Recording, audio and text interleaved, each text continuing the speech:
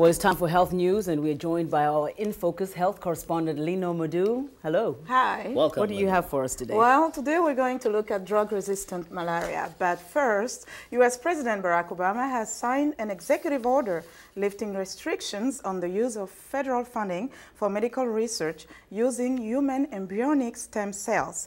Mr. Obama says scientists believe the cells may have the potential to help science understand or even cure some of the most devastating diseases. He acknowledges the research is controversial on moral grounds, but says that the proper course of action has become clear and that most Americans support stem cell research. In 2001, then President George W. Bush banned the use of U.S. taxpayer money for research using new lines of human embryonic stem cells.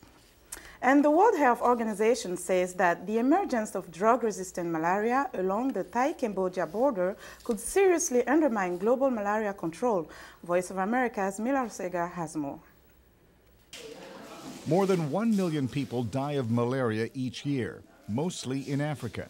The disease poses a risk to half of the world's population, according to the World Health Organization.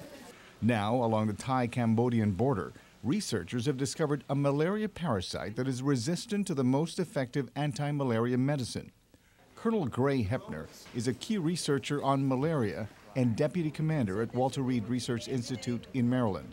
He says if drug resistance spreads, the number of yearly deaths could double. And it's not just the death toll, it's the number of people who are chronically ill because we can't cure them.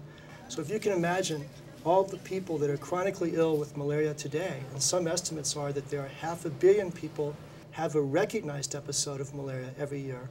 And if you think about doubling this, well, it puts an incredible burden on a society. The recent news shows that some malaria parasites are resistant to artemisinin. Colonel Hepner explains. The artemisinins are the most rapidly effective medicine that has ever been invented for malaria. Artemisia is a plant. Its derivatives are known as artemisinins. The Chinese have used the plant for centuries against fever. But a few decades ago, when malaria parasites became immune to chloroquine and other medications, artemisinin became the world's great hope. In the last decade, malaria control programs have also included insecticide-treated bed nets to shield against mosquitoes that carry the parasites. The nets in artemisinins have helped lower infection rates in many countries, mostly in Africa. For the moment, there is no replacement for artemisinin-based drugs. The Walter Reed Institute has been working to develop a vaccine against malaria as well as new medicines. Colonel Peter Weine specializes in tropical diseases, specifically malaria. This is the live malaria parasite inside of a red blood cell.